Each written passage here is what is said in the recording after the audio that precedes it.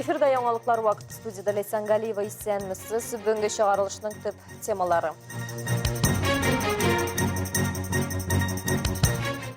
Сәжидә Сулейманова исемендәге әдәби премия лауреатлары билгеле.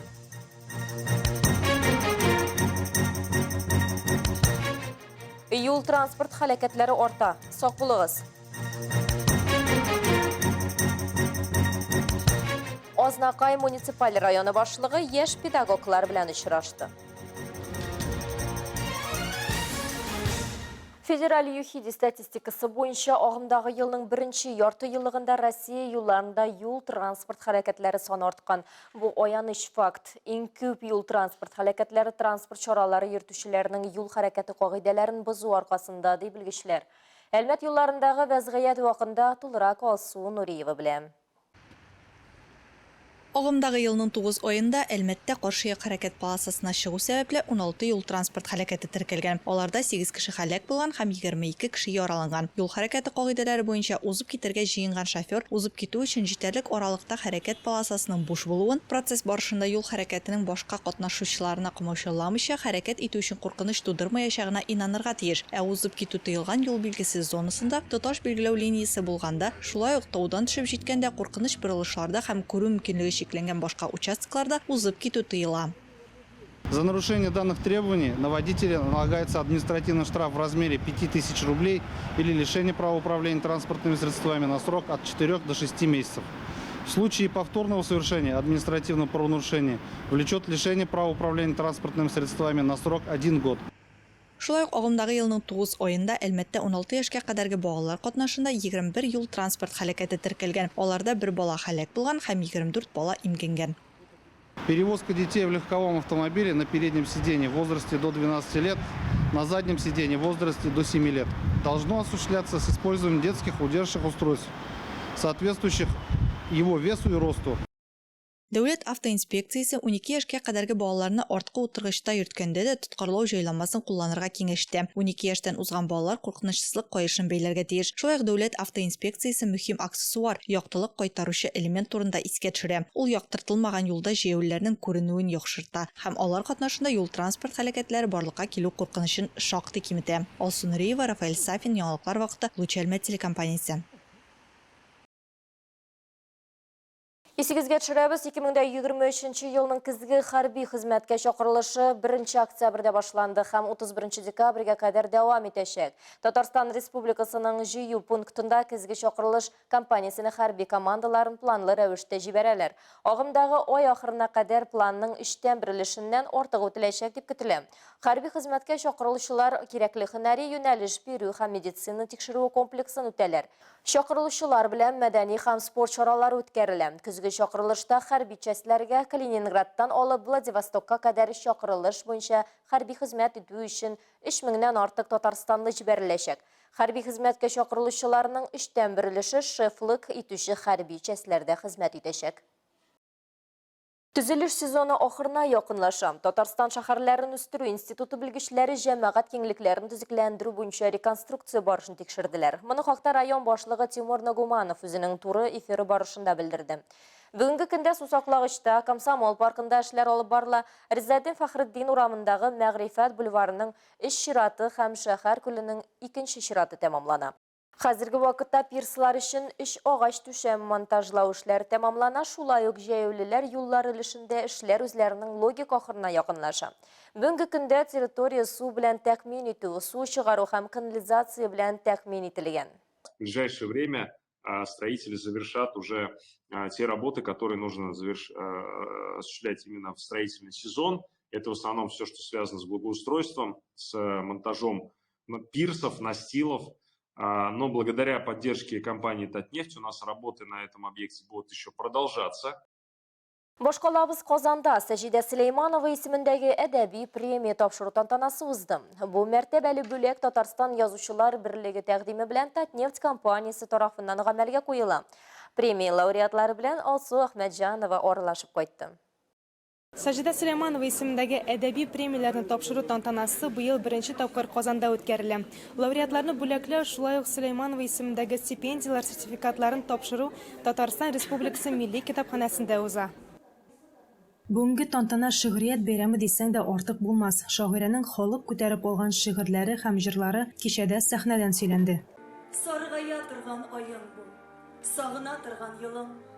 Көмешен сүтеп тарадың ак кайын алтын чәчен.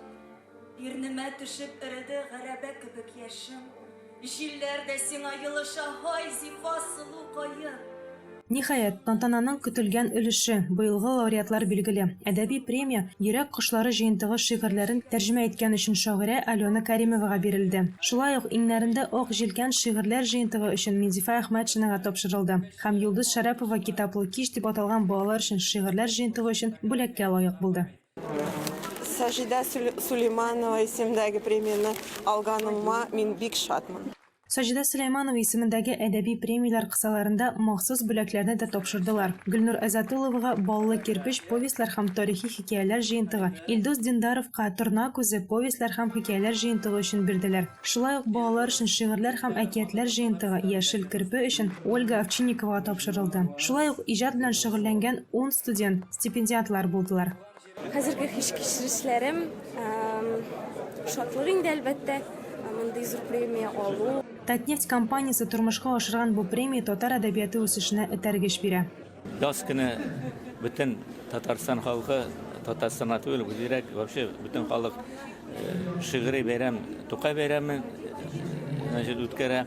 Инде менә көз көне әлбәттә Сажида Сулейманова һәр елны үткәрелә, әлбәттә. Менә быел инде Казанга килергә булдык.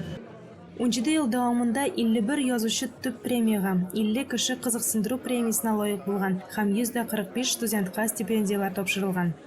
Мин бик шат, шундый күңелле, матур кичә үткәрү өчен Казанда. Татнефтькә бик зур рәхмәт.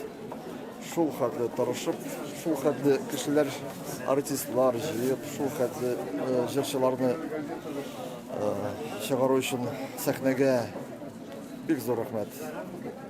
Минем күңелем бик күтәренке, җылысы да килде утырганда. Алсу Ахмаджанова, Вадим Тарасов, Яңалыклар вакыты, Луч, Әлмәт телекомпаниясе. Ознакайда район җитәкчелеге яшь педагоглар белән очрашты. Әлеге чара укытучы һәм остаз елы кысаларында уздырылып, анда хезмәт юлын күптән түгел башлап җибәргән 10 яшь укытучы катнашты.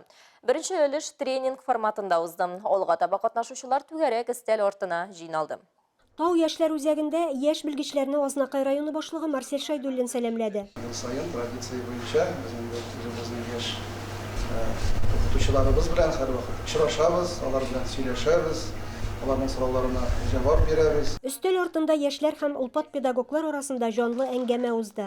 Борчыган сораулар, укытучы эшеннән алган тәэсирләр, зирәк киңәшләр, ихлас, рәхмәт сүзләре яңгырады. Безнең галимәләребез, укытучыларыбыз, яшьләребез.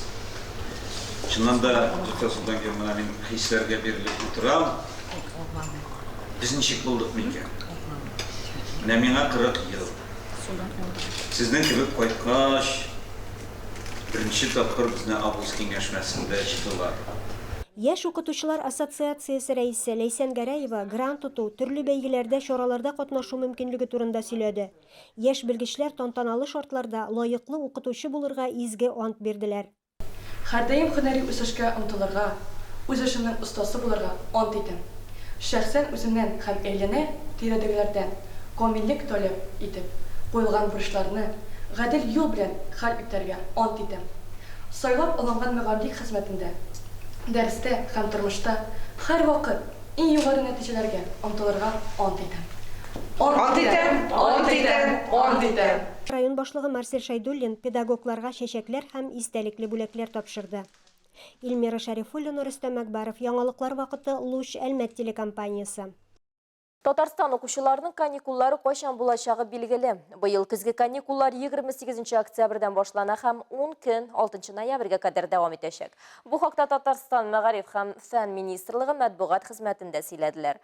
Кышкы каникулларны 10 көн үткәрергә тәкъдим ителде. Быелның 30 декабреннән 2024 елның 8 гыйнварына кадәр. Киләсе елда язгы каникуллар 23 марттан 31 кадәр 9 көн булачак. Укучыларның тормышы һәм сәламәтлеге өскәллеге иминлеген тәкмин итү каникуллар вакытында чараларның бердәм планын гамәлгә ашыру өчен шартлар тудыру максатларында министрлык каникуллар уздыруның шундый срокларын тәкъдим итә, дип билгеләп үттеләр матбугат хезмәтендә. Яшьләргә психологик ярдәм күрсәтү үзәгендә осень 2023 проекты кысаларында грант ярдәме белән сказка терапия, әкият терапиясе дигән чара үтте. Әлеге популяр ысул белән танышу һәм әлеге өлкәдә белемнәрне арттыру өчен 150-дән артык гариза бирелә. Тулырак алдағы материалда. В сказке всегда все очень экологично, нежно и по-доброму направляется герой на верный путь. Кой вакыт ата-аналарга бала белән уртак тел табу авыр була. Мондый мизгелләрдә кемдер ачулана һәм балаларга кычкыра башлый. Бу еш кына улларның ярдәмсезлегеннән килә. Ул компромисска ничек ирешергә икәнен белми. Психологик ярдәм күрсәтү үзәгендә үткән чарада баланы яхшы хикәя белән ничек тәрбияләп була икәне турында сөйләделәр. Белгеч билгеләп үткәнчә, әкият терапиясе безнең цивилизациядә иң борынгы психологик ысулларның берсе. Сказки, особенно русские народные сказки, они национальные сказки, они ведь невероятно мудры. И уж коли человечество столько лет опиралось на эту мудрость, а потом все пришли и быстренько перечеркнули. Әкият терапиясе вакытында балага ул үзе герой булган тарихны сөйлиләр. Киядә персонажлар өчен билгеле бер кыенлыклар уйланылган була. Һәм аларны һичшиксез җиңәргә кирәк. Альбина Гыйлемханова әкият терапиясе белән инде таныш һәм файдасын үзенең баласында да күргән. Мы начали вот эти персонажи, которые там есть, придумывать, какие у них были бы истории, что бы они делали, как бы... Без минем балам курккан персонажлар белән үзебезнең әкиятне уйлап таба башладык. Башка рольләр бирдек, яңа тарих уйлап таптык. Һәм бу булышты. Ул башта куркудан одеяло астына кача иде. Әкият терапиясе белән тылсым барлыкка килде. Ул куркуын онытты, үзен киеренке тота башлады. Он уже раскрепощен, у него уже тело не такое зажатое. Әкият терапиясе өлкәннәр өчен дә актуаль. Үз хикәясен булдыру ресурс халәтен, үз көченә ышанычны сакларга мөмкинлек, проблемалы ситуацияләрнең чишелешенә ышаныч бирә. Это важная практика для специалистов в сфере психологии. Я пришла сюда для того, чтобы узнать больше о сфере своей работы. Это отличный опыт для психологов, причем бесплатный. Можно применять и нужно применять для работы с детьми особенно. И сейчас предоставилась такая возможность обучиться этому, получить удостоверение, и мы очень рады. Алсу Нуриева, Эльвира Стародубцева, Рафаэль Сафин, яңалыклар вакыты, Луч Әлмәт телекомпаниясе. Бүгінге шулар иде. Мин Лейсан Галиева һәм монтаж операторы Динара Гайнетдинова синең белән сау булашабыз. Сен сау булыгыз.